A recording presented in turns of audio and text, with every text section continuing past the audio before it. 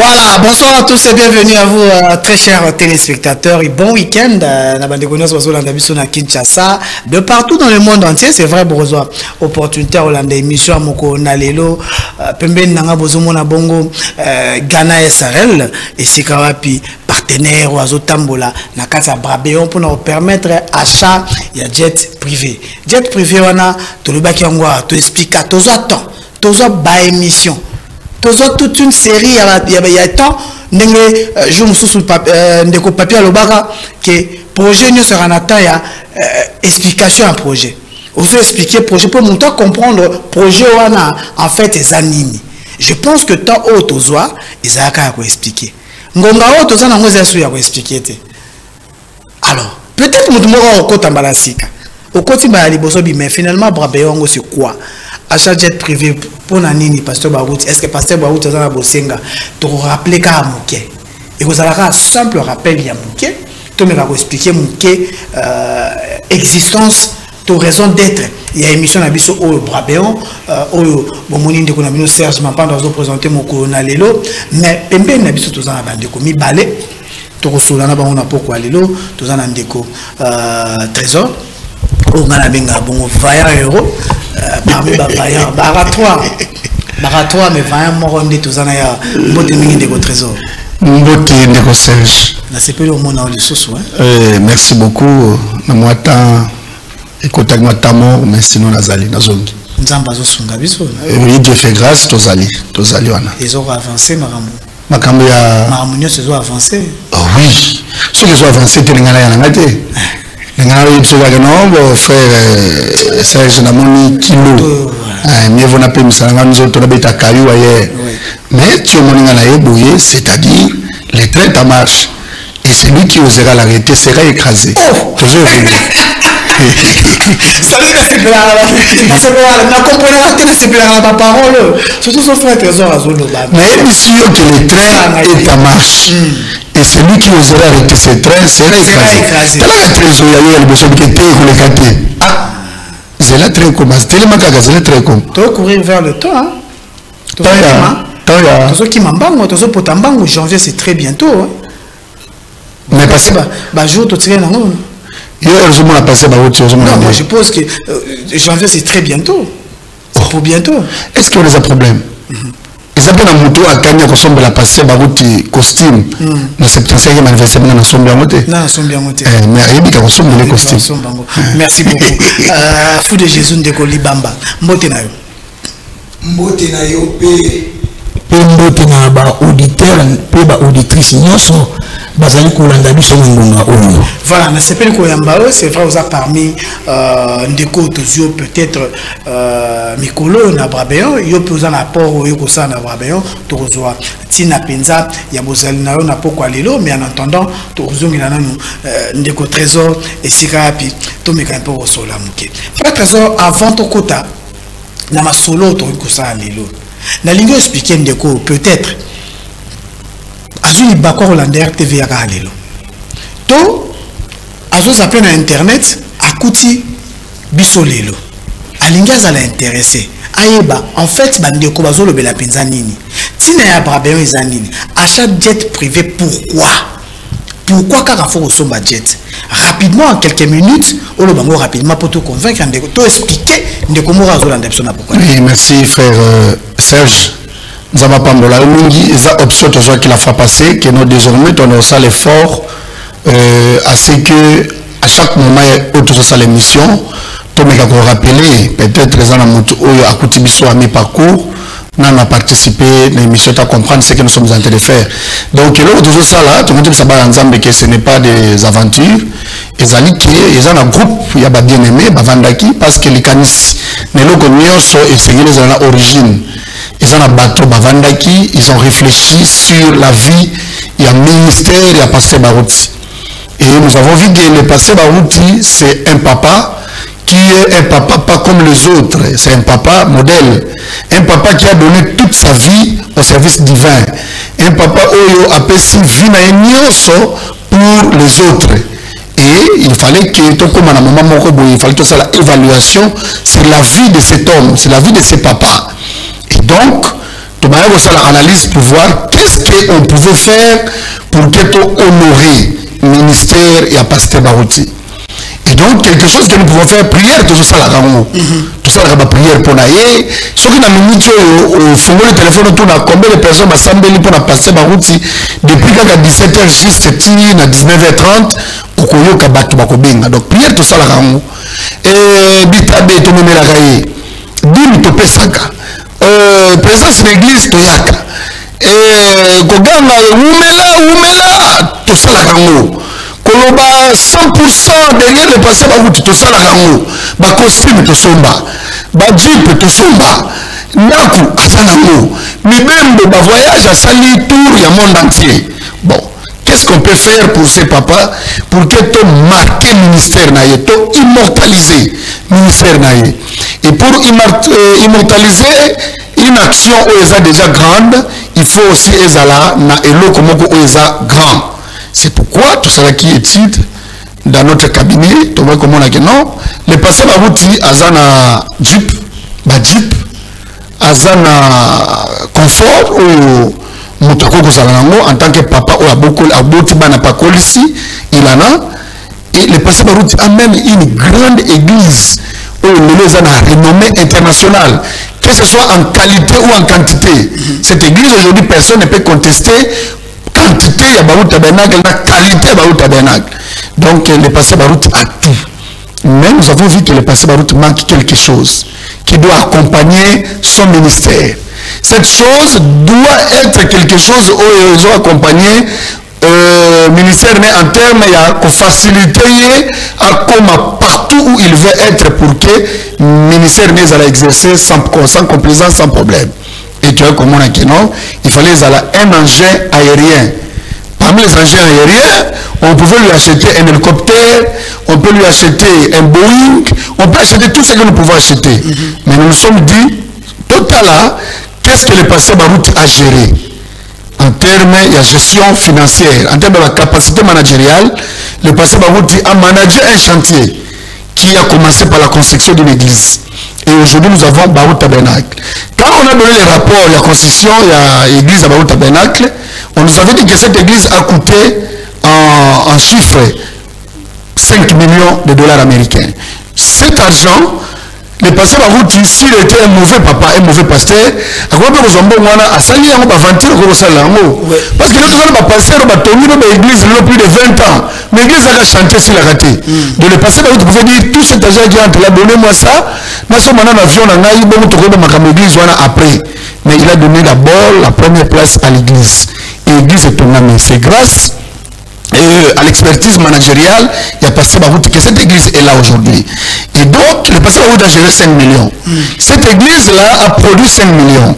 Donc, cette même église est capable de produire aussi une somme égale à ces 5 millions pour que le pasteur azoie un avion. Et donc, monde, si on pouvait trouver un avion qui pouvait coûter 5 millions. Et comme les gens peuvent le croire, peuvent le penser, peut-être avion, ils ont impossible. Ils ont dit que Israël, Jérusalem, ils ont dit avion, ils ont impossible, ils ont la république. Nous avion, politiciens, avion. Mais nous avons fait des investigations dans le monde, on a compris qu'il y a même de le bakoko y a passé mais qui sont dans le secteur, il y a par exemple musique, les musiciens profanes, autres musiciens mokili, avion, abandika la carrière même pas 5 ans. Mazal déjà un avion, jet, ils ont voyagé dans un groupe musical, ils ont fait un concert ailleurs. Et nous avons en dehors de monde de musique, tout ça, dans le monde, il y a des serviteurs de Dieu, au Bazar, il y a 77 millions de dollars américains, tout presque dans toutes les couches du monde, il y a un avion. Donc, avion, il y a un Prado, il y a un Ketch, il y a un avion, avion Zali. Et donc, tout ça, il y a une recherche. Tu trouves qu'il y a des avions qui sont entreposés en Europe et puis aux États-Unis, même à Dubaï. Il y a des avions où ils sont entreposés qui sont en vente et qu'on pouvait acheter. Tu suis contact, on nous a donné le prix. Il y a un avion avec 4 500 000 $. On peut avoir un avion rendu Kinshasa. Et avec 500 000 $, nous pouvons avoir toute la documentation ou les documents administratifs sur l'avion. Et donc le pasteur peut fonctionner avec cet avion pendant 3 ans avec 500 000 $. Et donc l'avion est somme à 4 500 000 avec 500 000 $ placés dans les comptes du pasteur Barout que lui-même va gérer. Et nous pouvons faire 5 millions pour que l'avion arrive à Kinshasa et fonctionner pendant 3 ans. Et nous sommes maintenant en train de voir où est-ce que nous pouvons trouver cet argent.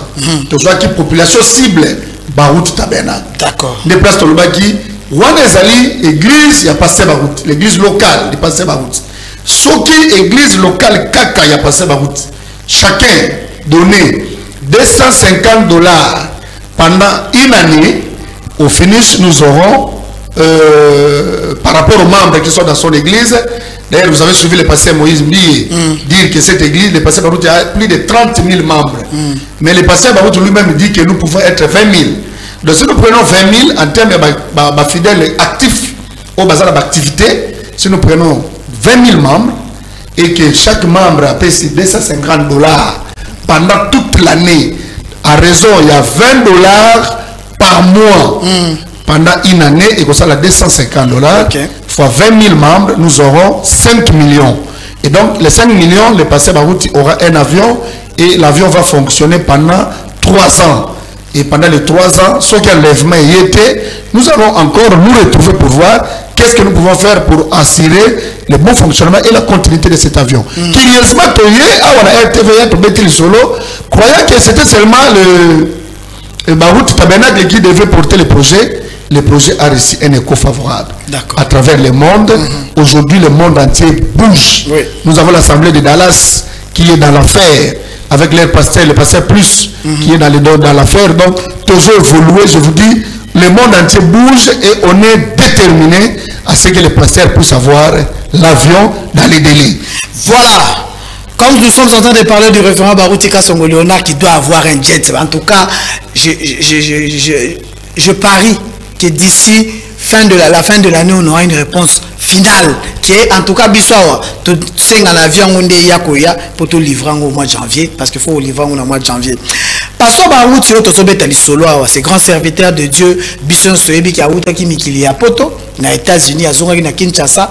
Après qu'on outa Kinshasa, l'autre est bandé Kozilai. L'autre est bandé Kozilai. Na Sankou.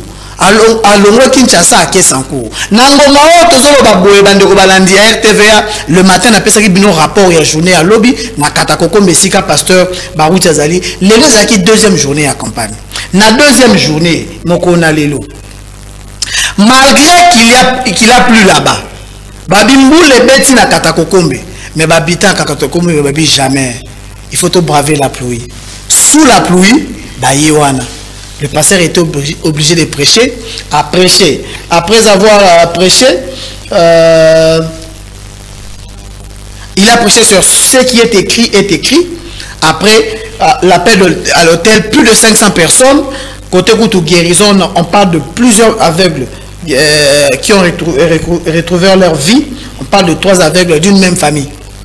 Curieusement, 3 personnes de la même famille, Bamoni, Miswe, Ezagi Okufa, Nakatakokombe, Bamoni, Misa Tunzela Moko. Papa Moué a boité à marcher, une dame a vu son goitre être disparu, goitre écueilli, et plusieurs autres témoignages. Je pense que Borozoyango, ce qui équipe Zongi, parce que moi et tout ça, la live en direct, ils ont quitté. Le matin, je vous ai expliqué la raison, Ezaki est couverture, Kuna, il y a raison, Ezaki Moboulou. Même à Tabiso Mopoto, sur la banque, c'est difficile, ils ont vraiment beaucoup d'acrobatie. Le pasteur a été honoré par la présence de l'envoyé spécial du vice-premier ministre, ministre des Affaires étrangères, et puis les sénateurs Cheo Kitundu, Atindi Moutunaye Moko a représenté Namiluluana, sans compter l'autorité Moussousso Baza sur place pour la manifestation et les cas Malamu. Merci Mingi na docteur Jésus parce que yé alonga rakaka. Encore une fois, Nzambe Nabiso alongi a gagné. Raison pour laquelle oh Kolo, faut soutenir l'événement, il faut soutenir l'action. Pourquoi je le dis? parce que eza na bakwa mususu baza na posa pasteur mais pasteur moya kende zate akende ndenge nini mais frère Serge yo ko tolobeli bakwa mususu le pasteur pouvait aussi partir avant qu'il ne comme campagne zalaki les bandaki lobo vendredi avant qu'il n'aille même le même vendredi mais le pasteur est obligé de voyager avant même équipe d'avance et qui est avant depuis longtemps pour la ligne c'est parce que on doit se soumettre à horaire et à la société à vol la société aviation donc bien pour être non pasteur Nabiso il faut que l'avion est limité. Il y a un programme. L'audia, c'est seulement lundi et jeudi. Voilà. Il faut se soumettre à des conditions. Donc, si on loupé, jeudi, lundi, on pose la semaine prochaine, le sous. Donc, ce que le passé à la zone en dehors, il y a lundi et jeudi, c'est-à-dire, il y a eu des mécanismes en termes, il y a des financements qui sont disponibilisés pour qu'il y ait un vol spécial, par exemple, en dehors, lundi et vendredi, jeudi. Et donc, ce que c'est un avion, même si on a le lot. Demain je serai là, je viendrai vous prêcher.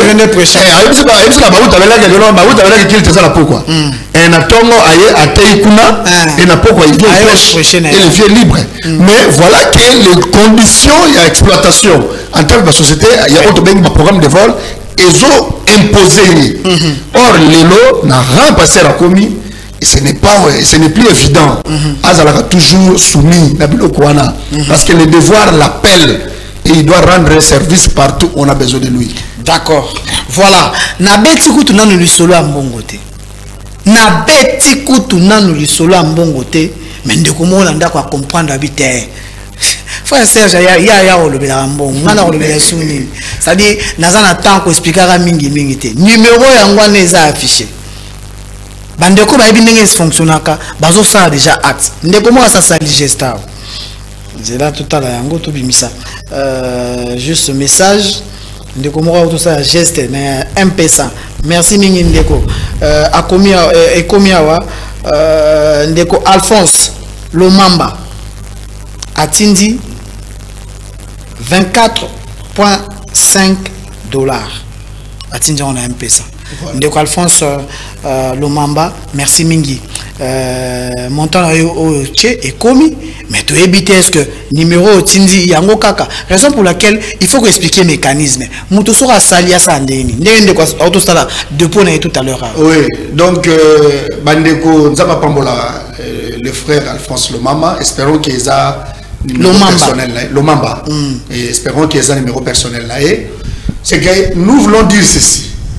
Ceux qui osali na mbongo et qui olingi au soutenir opération achat jet pasteur bakotika songo ozuka kambongo na yoana otiango na porte-monnaie électronique c'est-à-dire otiango na Orange Money soit otiango na Orange Money na yo to na M-Pesa na yo to na Airtel na yo so otiango na Airtel na yo na ba raison na otoloba wana otindi yango na ba numéro na biso oyo ezali affiché wana 089 20 85 283 ou bien à 082 38 12 939 ou bien à 099 79 21 039 au tindi yango na 3 numéros autopesi et tant au tindi au bengi au lobby ngai frère Foster Alphonse Lomamba na tindi 24,5 $. Pour la opération jet ya passé ba biso to ko noter yango to ko tia na kati affiché ya batunyo so obaso contribuer pour l'opération oyo na monta yo tindi soki yo ozala ba réseau monnaie électronique te OK na ba cabine kaka oza pembeni na yo olobi botinde la mbongo oyo na Orange Money to na M-Pesa to na Airtel Money ça le numéro yo opona oui ozu numéro moko oyo za wana opesi bango bako beta papa pampa batinda batuna bakotuna papa mbongo oyo otindia ngwepa ya nani bakoloba kombo oyo ngana pesi kombo ezali Papi Ilonga. Papi Ilonga ezali frère na biso oyo tolekaka na awa parmi bavaya oyo baza ba initiateur émission oyo mais Papi Ilonga zo gérer ne mbongo wana te mutu mususu mutagera mbongo wana, il y a une autre personne qui gère ça. papier longa azaka ka muto oyo faciliter ki biso poto zoba sim oyo na ba société oyo ya communication télécommunication ko basala biso ba sim il faut les identifier na kombo ya mutu. Alors hier à présenter qui le papier longa présenter qui identité na ye ne ba na kombo na ye. Hier la personne identité na ye mutu mususu ne mutu ayeko pesa mot de passe. Donc papier longa la minute oyo azana droit azata la capacité mokote ya kobimisa mbongo na ba réseau wana asala retrait il ne peut pas le faire et mutu oyo pe azana mot de passe kota sur la nanga na minute avandi azana impossibilité ya kobimisa mbongo wana parce que téléphone et c'est pas la yete. Donc il y a une gestion transparente oyo sala ke papier longa ko sala retraité pour mot de passe ça yete 20 € susu 20 € mususu pe asala zate affaire au mususu moi pas ça quand même dans téléphone attention quand même téléphone yango na bon téléphone c'est pas fait Serge téléphone yango la preuve en est que à chaque fois message zoya na zotanga moi na sala retrait ezate na sala retraité mutu azana mot de passe oyo na mot de passe asa wate kombo ya mutu oyo ezobima na nani oyo azana mutu azana mot de passe c'est dire ça na ko sala retrait et ça la opération on a bêti nini na tindi après faut confirmer mot de passe pour le trembo c'est autant on a comme un mot de passe dans souka or la réseau électronique oyo soki o mot de passe mabe est bloqué bloqué maintenant on risque de perdre number one voilà non on perd de tes procédure pour ils sont identité en tout cas ils ont un moment en bébé moi opération c'est là je vais ça balancer le procédure au sala mwana soko tindi na cabine de bengi non au moins numéro ya cabine bimi na mbongo temps mutazali frère Alphonse Lomamba mutu natindi mais natindi yango na cabine to kozwa sko vrai kombo na yo na monta oyo tindi to enregistrer oyo wana pour la bateau ba ko la transaction de routine rapide na ndenge to na cité mais na ndenge ya bateau to bengi de grandes personnalités des gens qui veulent beaucoup plus l'excellence non bateau balingi ba cash minene wana oui bateau yo na minute oyo okende pe na MPSA au lobby que l'on a $1000 au lobby, tout ça la réserve. Voilà. Batouana, ne vous tracassez pas. Vous avez deux possibilités. Soit au KI, la banque, au commune à guichet, il y a FBN Bank. Au numéro au commune à rouge, le 20 10 01 83 49 062. Numéro wana ezali numéro oyo ezali FBN Bank intitulé nango ezali Baruti Kasson.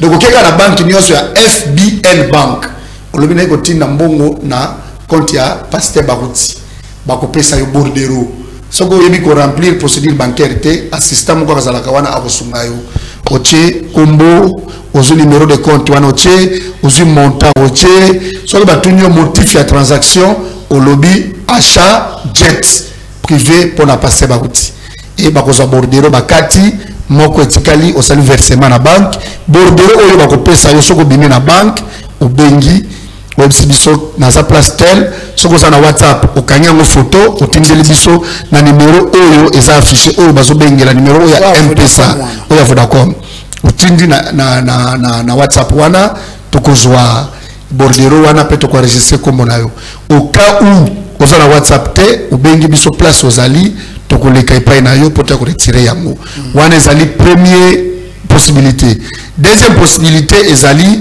kosala yango na ba point oyo tokopesa oleki na la voie de l'aigle na ba route tabernacle oza losamba na ba route tabernacle oza losamba na ba route tabernacle te parce que le mosala mbongo oyo na dépôt en espèce oyo na ba route tabernacle otuni ba concierge na porte olobi na zoluka la voie de l'aigle place basala ka ba brochure au côté la katikuna au côté de la réception au yebisi na ikotika mbongo pona achat jet ya Pasteur Baruti carnet zawana au pesi mbongo bakotanga mbongo wana bakomi kombo na yo na carnet bakokatela yo récit biso récit yo te na yo biso tokozwa récit wana tokoleka pona ko rassurer yo que transaction na yo salemaki normalement Hollande mission le samedi qui suivra au koyoka bakotanga kombo na yo et que mbongo na yo ekomi soki na la voie de l'aigle ozuta kokoma kuna te ko vandi bangambi ya ngalie makoto yo bakoto yo ya IPN tout ça oleki awa na RTVA soko na RTVA okokuta frère Hector Badibanga ye mutazo assurer liaison frère Hector Azawana a carnet ezali et au kofuta mbongo na yo au principal frère recteur à enregistrer la carnet à cause récit ba pesio ceux qui aux allés dans ngamba centre Gombe lingwa la commune à Kini Bagombo limité Kasavu Bungiringiri Bumbu Makala na Sekuna avec un 500 francs de transport aux communes à Victoire au Tuni avenue Ikelemba numéro A9 na coin place ya triangle au kutuba zwa kami tuka ya cimetière Kitambo magasin kuna na sima Bekatef uyewana olobi na iko tika mbongo pona achat jet ya passer barouti ezali na Goshen Sarle carnet zawana na réception à bango ba recevoir yo ba ko enregistrer ba récit ba pesio donc tous les mécanismes sont mis en place pour que nyos oyo ko prévoir pona ko soutenir mosala nzambe na osha to sali ko sala iko komela biso numéro mon côté ko ko benga yo d'ailleurs numéro oyo e benga raté ke benga yo bana ko yebisa yo makambo numéro oyo e sala kaka peut-être conversation na WhatsApp ndebo ko solo là donc numéro mon côté ko benga biso ko frère tinda mbongo na numéro oyo pona biso to ko zwa to exact transaction ezaka mamba chiffre chiffre confirmé ba confirmé semaine oyo bandeko balandi RTV to sala liste to tanga liste na bisoté to tanga liste samedi to tanga liste samedi c'est-à-dire to reçoit bata semaine passée to zuna bata semaine où to kota en cours to sangsa bango poto ko publier samedi la semaine prochaine de to sala inventaire to yeba bandeko nani ba pesaki bandeko nini ba pesi mouvement ne salé mindengeni mais pour le moment bandeko bazo landa biso numéro est affiché eza bongo 082 38 12 939 numéro ya mwana obengi biso mais ko benga ezate po tu na biso masolo non ko benga ezapo na ko yebisa biso que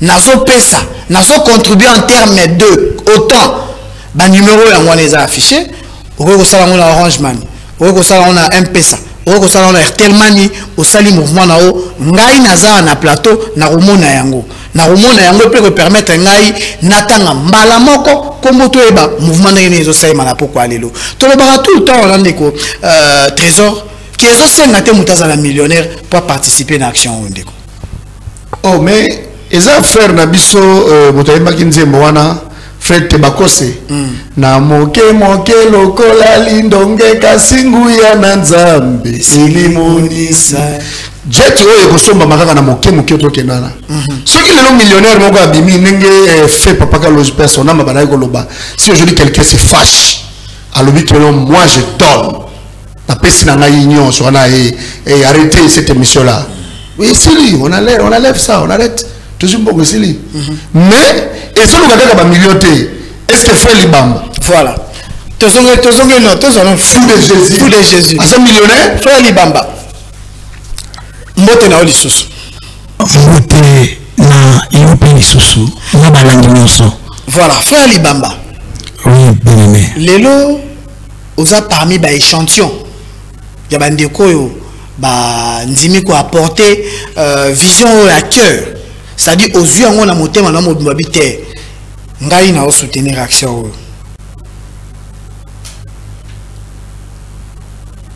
Voilà, ndeko Alphonse Lomamba a confirmé qu'ils a yé, ils a combonaye, penza moto a sali opération wana. Ndeko mo nanzela singavana zwa fou de Jésus. Allô?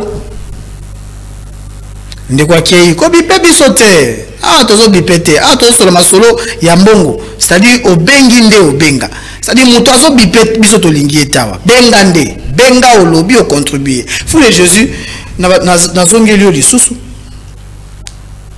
Au porter vision à cœur, au soutenir yango. Na mono za ba millions hein. Naza na ba millions te. Naza na mbongo te. Nazali un simple débrouillard.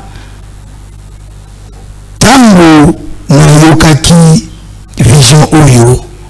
Na lobaki ete même si nazali ko préparer malembe libala na ngai na kobimisa misolo pour que na soutenir vision moko kitoko oyo bandeko ba bimisi pe bazali ko sala pete to sombo la pasteur na biso JP privé to tozali komona apesi bomoi na ye mobimba depuis jeunesse na ye kino lelo na mosala ya nkolo Yesu Kristo akomi mokolo atamboli bipai na bipai na baavion ya bato des fois pe lisusu akokona te peut-être vol to mokolo bandaki baproklame akende reporter po peut-être programme ya avion wana eza mokolo oyo azolinga kende te namonaki likanisi oyo ezali kitoko mingi malamu mingi esengeli na soutenir yango nakota na vision wana yango wana nakotaki na vision wana po ete ngai mpe nazwa lipamboli nayebi ete ntango papa na biso akozwa jet privé na ye akosepela makasi nzambe mpe akosepela biso tokopambwama yango wana esengelaki na ngai nakota mobimba na ngai parce que mosakoli alobi ete nous devons être derrière notre pasteur et son programme. Nous devons le soutenir avec tout ce que nous avons. Donc, awa ezali likambo na mbongo yango wana naboyaki kozanga lipamboli ya boye eselaki na ngai nakota vision oyo ya malamu bandeko basalaki nasengi na bango merci ndeko na biso Papi Longa ndeko na biso Trésor na ndeko John oyo bazwaki vision moko kitoko mpona nini nakoti yango parce que mosakoli Branham alobi ete nous devons avoir des ambitions le plus élevées oyo ezali moko baambition le plus élevées kosombela pasteur na biso jet privé po ete akoma indépendant akoki kosala voyage na mokolo oyo ya alingi tala ndeti peut-être banyaki babandela na lodja te esalaki mbala moko bakende na moko na kata kokombe donc c'est pour vous dire que programme avion wana ezalaki programme ya kata kokombe parce que kuna ezali fale bakende aprendre campagne ya kata kokombe c'est pour vous dire frères sœurs bandeko nyonso bazali kolanda biso na ntango oyo esengeli na biso ngai opose motu na moko ya kitoko mingi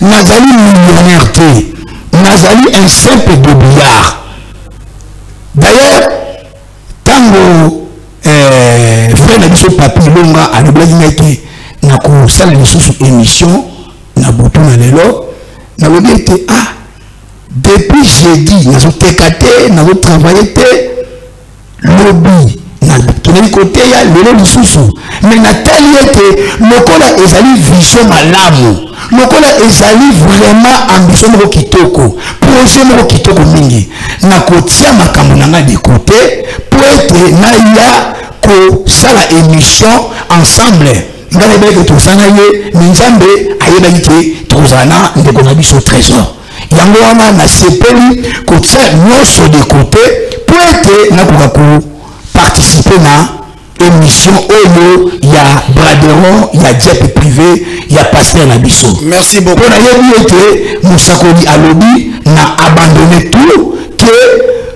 ce que vous faites pour vos frères, pour vos sœurs, pour Dieu, pour votre pasteur, sachez que Dieu finira par vous récompenser.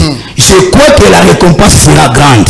Bana nzambe nyonso oyo bazali kodute oyo bazali kohésiter mpona kokota na vision oyo mpona kose mobiliser mpona kosoutenir na misolo ndenge ndeko awuti koloba awa bosala yango bokopambwama lelo oyo tozala bamillionnaire ebele c'est parce que balandaki baconseil ya papa Baruti c'est parce que basoutenir papa Baruti à 100%.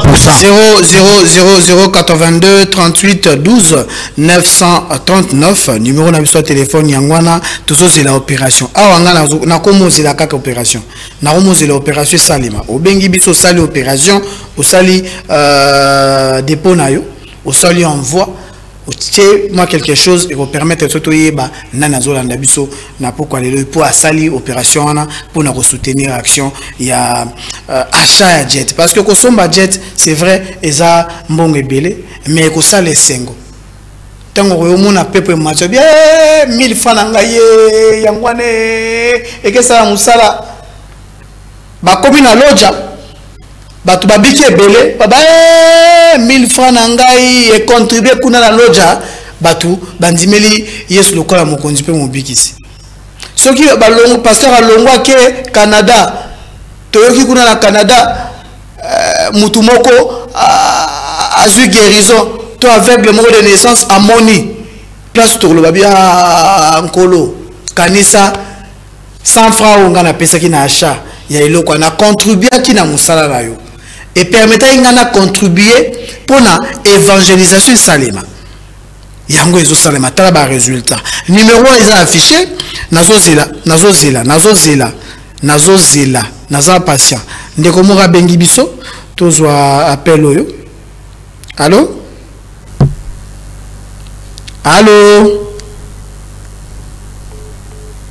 oh là là de quoi qui est 082 38 12 939 numéro est affiché au bengi biso na numéro wana ya Vodacom ndeko mususu allô apambola ape ma soeur obengi biso api kombo nani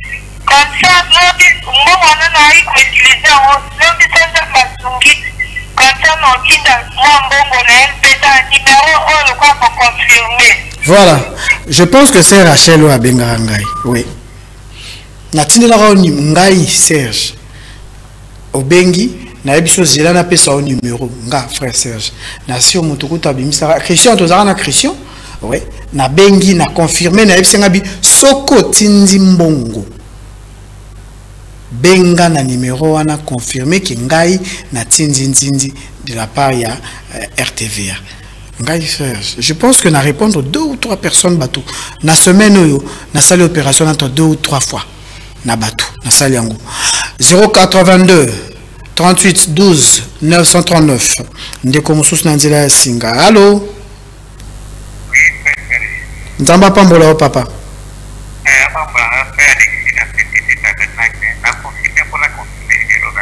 ah ok merci beaucoup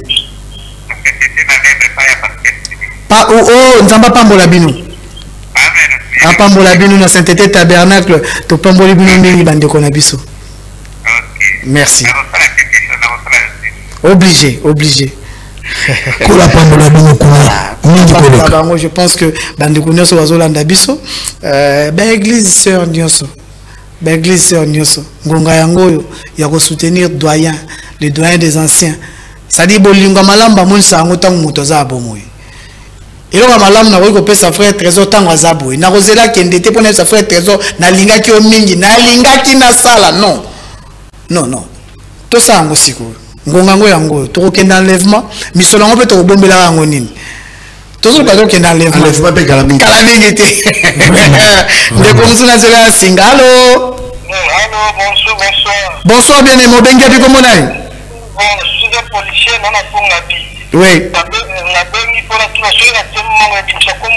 et bimsa kombo ya ilonga papi merci beaucoup obligé téléphone yango na maboko kola pambola mingi commandant sala opération omona ndenge nzamba kopambola amen voilà 082 38 12 939 opération achat jet tout c'est la rare bangote basombango non ça dit maman azoteka makaya na coin osombango pe vraiment osomba pe jet wana allô mbote mama obengi api kombo nani oui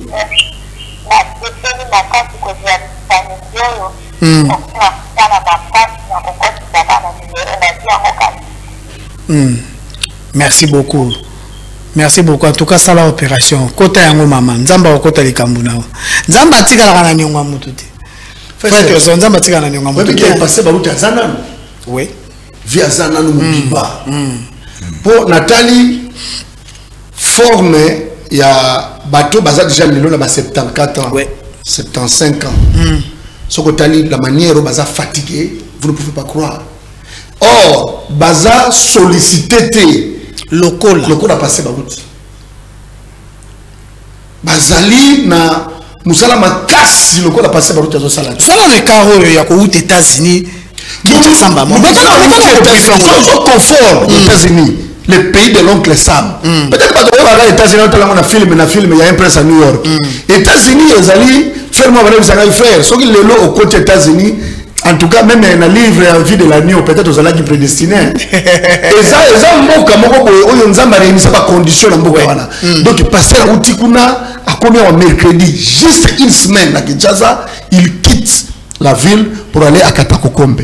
Ah non! Et puis, tu as la prestation à tout son séjour aux États-Unis. Prédication à prédication. Prédication à prédication. Apparemment, c'est ici que passer vous tapez marqué les États-Unis. Là, il prêche chaque jour de culte à Sotéa. Et il arrive à Kim. Nathalie vient à l'aéroport, à Sotambola. Nathalie, pasteur, elle dit ah, bisous, tu as les Nzambelo côté. En tout cas, il faut faire quelque chose, tu as les Nzambelo côté. Ce qu'on a réfléchi, Katakokombe, donc depuis via Baniko Tambola pour l'évangile, c'est la première fois comme à Katakokombe. C'est la première fois. Après plus de 40 ans au ministère, première fois via commune à Katakokombe. Donc, il y a encore des villes, des territoires, des villages où le kino lelo passe en route dans le comité. Peut-être ça que pour un manque d'engins, manque de moyens de transport. Oui. Est-ce que pasteur Baouta ça comme un douda? Nanoté. Est-ce que pasteur Baouta comme un kamba? Nanoté. Est-ce que pasteur Baouta comme un kimpango qui a douma? Jamais. Voilà. Ma place est belée. Ma place est belée. Oui, c'est ngé. Oh, pour la battu lelo, ba mitama iba image moko que non ah biso awa. Parce que c'est impossible à côté de la recommande à Wate. Mais Bayoka que non, le passé Baruta Rosala, ronde Mogoboé, Nakipaku. Voilà. À Kokita, na aérodrome, il y a Sems, Nakisantu, Nangandu. Après, il y a Nakipaku. Bayoka ngo. Après, Nakipaku, à combien on a 8h30, à 10h, à Teya, à Sali Kampa, Nakipaku, à Zonga, à avion, à Teya, Nakimpese, na Vanda. Na ngoma wana kuna na ngoma wana to ya ngoma ya Kimpese wana akitina Kimpese amatina ngoma wana kia tei azonga côté avion azonga Kinshasa lelo samedi le dimanche na baruti tabernacle live. Mais c'est ce que nous devons faire. Nai naza fier ya pasteur et ya frère Nabiso les fous de Jésus Libamba. Nous devons faire to futa dîme tofuta offrande tofuta ticket pour la côté de l'église to bana ko pesa sous mbongo pour la charger de moniter que comme trop chargé bon na yebite siko frère na ngai il faut de Jésus alors le bani ko pesa le sous te bien ndenge offrande ko pesa le sous te pour bani ko pesa comment se fait que bino ozolinga bon voir misara pasteur Barouti boso sombele sonave pasteur Barouti ana mituka déjà aza na via malamu boso sombele sonave avion ndeko mo ba bobino limbo comme ba pauvre ya comme na riche ndeko oyo alobaki bongo azozanga ko yeba d'abord na ko ba d'abord na question kitoko ndeko na ngai trésor auti ko loba bongo na kusukisa na oyo ndeko trésor alobi ete ndenge na ko contribuer pour na jet privé ya pasteur na kofuta so offrandité na kofuta so dignité na wana zali ba devoir. Il y a un chrétien et c'est lui à Sala. Et puis, tout le monde était Papa Nabiso, le grand Baoba, le grand bulldozer, l'homme de la relève, le révérend passé Barouti Kasongo, tellement à l'Ingi Mingi, tellement à Pessi Bemoinaye Mobimba, Namakamu Nzambe, totali, biloko nyonso asi azali nango. Tout le monde était et Sengeli pe azwa eloko mususu oyo azana te. Avion. So ndenge ni ndeko wana koloba ete tozo vomisa ye biso tozotika la pauvre. Non, parce que azali mosala nzambe ya munene. Oyo na azali koloba donc depuis Mosakoli Branham azalaki Mosakoli Branham atiki biso ngai na moni mosali moko te oyo nzambe azali ko utiliser puissamment lokola passé Barouti. Wana photo loba yango clair. Faut que je l'appelle à Bato, Bazali ko bomba te, to ko loba yango clair. Donc, en dehors ya mosoko libanam, parce que tout le monde y a mot. Depuis, nous avons un message. Nous avons 20 ans de message, nous avons 22 ans de message. Blague à part, Bande Konangaï, frère Serge, frère Trésor, frère Papi Longa. Donc, Bande Konangaï, pasteur Mosendo, tout monde entier. Nazolo bayango na mutema na ngai mobimba. Nazolo bayango parce que Nathalie basanza de nyoso. Na monité, mosanga nzambe o nzambe azali ko utiliser puissamment oyo mosanga nzambe o nzambe a donc mi dévexer mobimba kati na ye pour na mosala ya nzambe. Yango wana mutu aboye. Tokotika ete soki mutu alobi ete toujours misaye biso tokotikala pauvre ayebi te ke Bible elobi ete la main qui donne c'est la main qui est bénie. Donc parce que nazali wana azo mérité kozala na avion ndenge ndeko nanga uti koloba ete avion wana ezali mpona 3 ans soki tomoni ete avion wana soki 3 ans ekomi na mwa mikakatano ngai nakosepela après avion wana soki nzambe akowumela koya tobaxe su avion mosusu ya koleka oyo tokosomba na mbala na janvier 2022 parce que amérité yango soki moto alobi ete tozofamisa ye azoyeba te importance ya kopesa ya kosoutenir mosala na nzambe ya kosoutenir un grand homme de Dieu na ra ya passé Bauti Kasongo. Merci beaucoup. Pasteur Baruti a mérité yango. Bien sûr que oui. Kende tozo kende penza. Bien sûr que oui. Nasuka il y a tranche de somo ko na lelo bi ngeke na mbango na comprendre est-ce que il est revenu comme allô allô bonjour de Kobenga comment on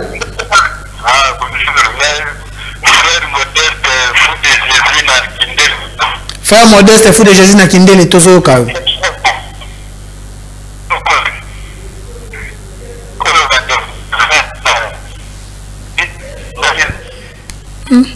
problème à communication. Frère Modeste tozo ka ote roka to bandela Frère Modeste roka to bandela connexion zama mubulu Frère Modeste aza fou de Jésus mais na Kindele alingara pesa yo a épé message tori ko zoé rapidement soit ko zonga lisusu to ka message nae c'est vrai ba fou de Jésus ba tombo ba on est ba ko taka makambo oui bako taka makambo bako tango bango nyonso donc ba fou de Jésus fou de Jésus ba ça que yo peut ça ba fou de Jésus oui oui mon Dieu ça yo pas fou de Jésus ah oui parce que tu pas fou de Jésus ah ouais pour makambo to ça mamba liboma ça ni na bato normal ba mona on boma mais nini bato komba ko ça projet boye vrai parce que frère moko afinga bisoti afinga na WhatsApp abi frère vous êtes des fous des voleurs des aventuriers. Est-ce que le pasteur Baruti a besoin d'un avion? Pour que le avion vous faites que besoin d'enrichir et bien nous allons continuer à s'appauvrir. C'est comme si nous allions ensemble. Est-ce que nous on a l'air d'être pauvres? Pardon? Est-ce qu'on a l'air d'être pauvre? Moi je ne sais pas qu'est-ce qu'on appelle pauvre. Qu'est-ce qu'on appelle pauvre? Je ne sais pas. Est-ce que moi je suis pauvre? La Bible dit errer les pauvres en esprit. Donc nous sommes pauvres en esprit. Mais moi je ne suis pas pauvre. En esprit. Parce que mais en réalité ce n'est pas ça. Être un porteur d'un projet de millions, vous ne devez être quelqu'un qui se connaît. Oui. Et ngai awa nazo sa bana nzambe to tcha lokolo to la da freli ba ma fulu Jésus. Bato ba ko la surprise le gars la fois dernière. Bato ba ko la surprise to lobi que non envoyer plus l'argent et coquille avion zoya. C'est le moment où nous tous nous participer à la bénédiction. Papa quand j'avais les amis bato nous sommes là lelo bato zo pesa mbongo poto ton église. Bato zo pesa te bazo ta la kaka. Mais le jour église est aussi la bato ba pambola mi bazui bénéfice et récompense à mosala basala qui na ko ton église on m'a dit ko ba biso kutu to vanda kutu kaka boye bato biso bazo pambola ba biso to za kaka boye. C'est le moment où sengeli aux vitesse et en vol et avion. Contribuer pesa nyoso za nango. Ah ouais, ce n'est pas le pasteur Baruti qui demande l'argent. Non. Ce n'est pas le pasteur Baruti. Non, non. C'est nous. Bissobana pasteur Baruti. Bah 20 euros. Bah 20 euros. Voilà un autre héros, frère Libamba. fou de Jésus. À motiver à fou de Jésus. Et tu veux Mutumioso oyo azali porteur ya vision na motema na ye aza décidé ya ko apporter moi libanga na ye na musala ozali ko salima na moi liluba akoko contribuer na moi liluba nenge frère libamba sali ozali bienvenu. Contactez bien soka kolobi que non en tout cas nazali na likanisimo na lingaki pena soumettre na lobango liboso bana nzambe na télévision émission. Vous allez bienvenue au Koya, au vendre place Feli Bambazali, puis au lobby et je crois que vous souvenez moi Nzambe moko. Vous souvenez moi Nzambe moko peut-être un doute ou peut-être azo hésiter nan. C'est vrai ba hésiter bazala kaka. Na likamunyo so ezo sai mabat musu bazana pona ko hésiter. Bazo hésiter ba est-ce que tu ça ndenge nini? To ko avancer est-ce que simba est-ce que on est belé et zo kapé ba réponse na yango. Il suffit ka ko yoka o tsheli toyi on se rend compte que yoka. Les autres en a Ghana SRL. Ghana ayoka qui peut projet eux. Alandeka na TV. Alandeka na TV. Ayoka qui projet non. Mais c'est une bonne affaire. Il faut na côté na contribuer. Nga pena za la partenaire na accompagner projet. Raison pour laquelle bon monde a Ghana de côté. Mais combien de bien-aimés? Combien de frères bazana ba entreprise? Combien de personnes ont peut-être bazana ba activité? Combien de mamans bateka makala? Bazana ba route tabernacle. Combien de frères oyo bazana ba téléphone Android ou bien de sœurs bazana téléphone Android. Na téléphone Android, c'est presque chaque jour nous tenons à crédit à chaque méga par jour. Ouf. Ouf. Ndeko moko à surprendre ngaya. Ndeko moko atindi 4000 francs congolais. Comme on a Rose racheté. En tout cas, message est na Orange Money. Merci Mingi. De quoi tout un message na ya 4000 francs. Mais bino ba prédicateur boyebi écriture wana non. Jésus aye. Place basalaki la besoin bon. Oui. Tout le monde donné au bamane ko pesa. Moi moi si moko aye apesi kaka 200 francs congolais. Oui. Pierre atala ibisi Jésus. Oh ya ye. Apesi moté. Azana moté. Apesi moté. Aba mukebo ko sala moni. Tika yake na mbongo na ye azana lokote tika yake ni. Jésus a répondu. Jésus c'est Pierre. Pierre tika ye apesa. Yende apesi ko leka batu nyoso oyo baza awa. Vous savez pourquoi Jésus le baki bongo? Parce qu'il y avait des millionnaires à ce temps-là. Mais dans ce hésité. Pas toi hésité on va faire ça. Bien on pèse mon père. Avec les 200 francs apesi pe nyoso. Allô? Il y a personne qui me tient mané mobile. Apambola ko bengi bisa biko monani. Le solo. Maman Rose mutado ça la transaction sikoyo. Oui, maman Veuve.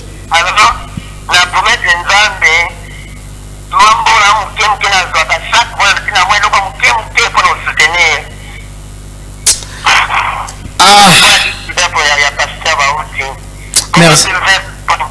Merci.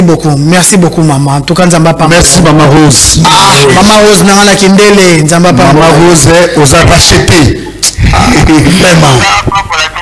Amen maman Rose. Assemble mingi maman. Mais faites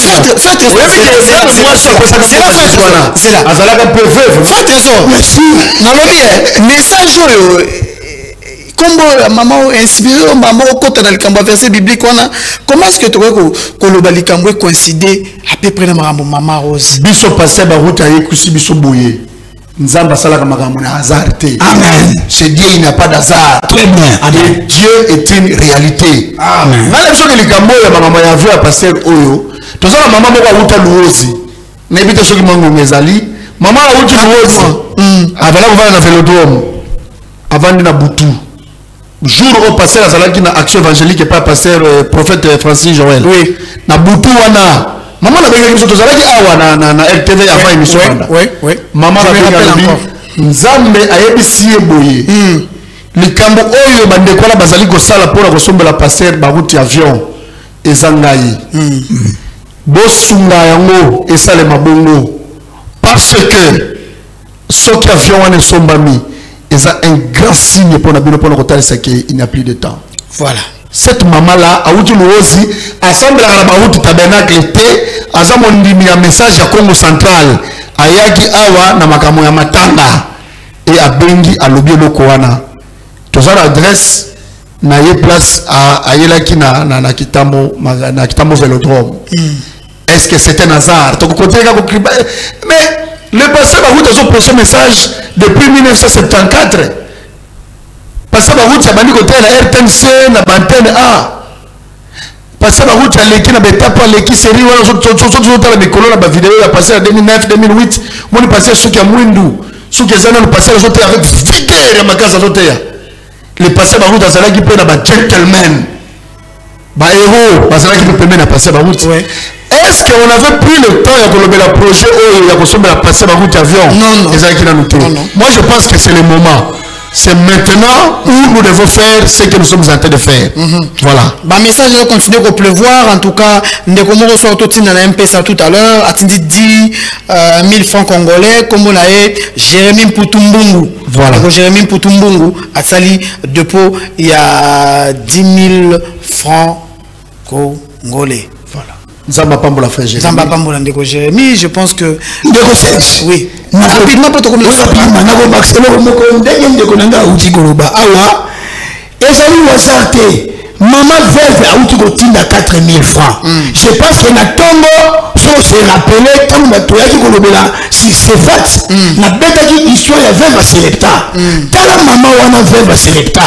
Azalaki obele na biloko moke farine na huile ezalaki biloko fulaki bali na mwana ye mais tanga yambaki mosakoli eli po ete mosakoli azalaki na bosenga azalaki na nzala alambi biloko wana mosakoli alie atondi aproklame ba bénédiction pona veuve wana mapambo elandaki ye toyebi ete mama veuve wana atili 4 000 francs wana je crois que atili yango na motema na ye mobimba lokola mama oyo apesaki mbongo ya moke wana motei mutalobi na motei mutalobi loko aza motei mutasolo bo aza motei je crois que alobi pina mamba solo ndeko mo auto komelanga en privé auto melanga numéro en privé na numéro nanga comme on a Sœur Bénédicte au moins de l'autre côté numéro va check 082 wana plus 243 82 38 12 939 ça l'envoie na okuna na ina 6 émissions ça l'envoie na okuna na ozena na mona ngwa na kata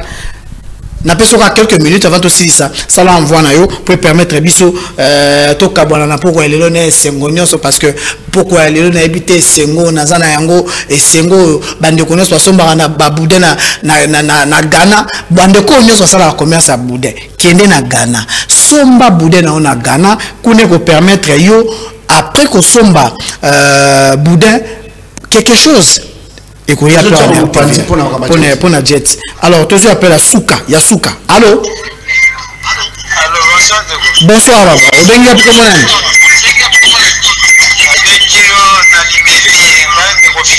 Ndeko fiston, tu es au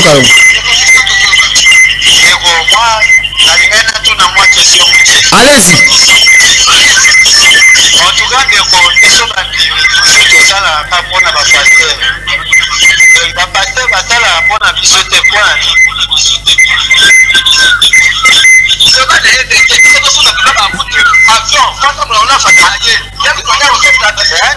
ah, ok. N'avez inquiétude, non. Merci beaucoup. Je pense que avant aussi ça rapidement faire trésor. Oui, rapidement. Une question similaire. Je pense que nous avons le même problème. Nous avons le lobby. Nous avons le lobby. Mais nous avons le sazo le babi. Loba na ye. Biso to sombe la passer à route avion pour ton voir c'est pourquoi. Ça dit besoin voir mais ça passe. Question rapidement pour ton voir. Et la démocratie, République démocratique du Congo. Voilà. Tous en siècle la démocratie, vous êtes libre. Il y a qu'à penser n'importe organiser. Mais oh le nion sur le salema lelo Bible lobby et le comment côté à Sikezali. Nion sur ça le na c'est à moi et c'est salema. Bible lobby boye. Naba oyo bazote ya bilo loba ya nzambe. Bino bopesa bango oyo ya biloko. Bino bango bakopesa bino loba ya nzambe. Bino bopesa bango biloko oyo ya nzoto. Ne Bible mutolobi yango. Et bien balobi boye na oyo azalaki na ngo moke. bakobotola ye muke oyo aza na yango donc oyo azalaki na muke bakobotola muke oyo azalaki na yango na oyo azalaki na yango mingi bakobakisa c'est biblique donc oyo biso tozali kosala moi je pense que frère Fiston oza libre ya kopesa na yo pe oboyi no kopesa po bapase bapesa yo mais passer la pesa ko japo bible lobi azopesa yo ya molimo yo faut pesa oyo nzoto yo koloba te ezaka mikate na nguba jet pe ezali kaka ça fait partie d'ailleurs ezala pona mission soki toyi koloba na mission ke to pesa passer ba route soulier ya $100 ezala no problème te frère Fiston ngaka benga kama na normal mais le corps de lobi jet ya monde comme problème c'est là où le bas blesse voilà merci mingi na frère Trésor, merci mingi na frère Libamba, merci mingi na bandeko ya Ghana SRL, bandeko no basala na commerce otekaka boudin place à malamu yango kende na Ghana somba boudin na yo et vous permettre à ce que quelque chose et au côté tapé na compte ya Brabeo et vous permettre à ce que projet est à la réussite. Soutenir le projet place aux Ali, au repos au bois yango place aux Ali. Et ça on est libre, il y a aussi la choix, il y a konzima to ya koboya. Tant noé à ton boîte ba rejeta kai abeli ba moboya kokota bi mutaliboma mutamulango mutabakwiti azan amazo sala azoba ese salema azana bakwiti nae metango komeni na suka balelaki merci mingi na bandeko noso babenga gibiso surtout na bandeko bazana confiance pona projet o ya achat jet tika ete nzambe apambola bino esika noso bolanda gibiso ciao.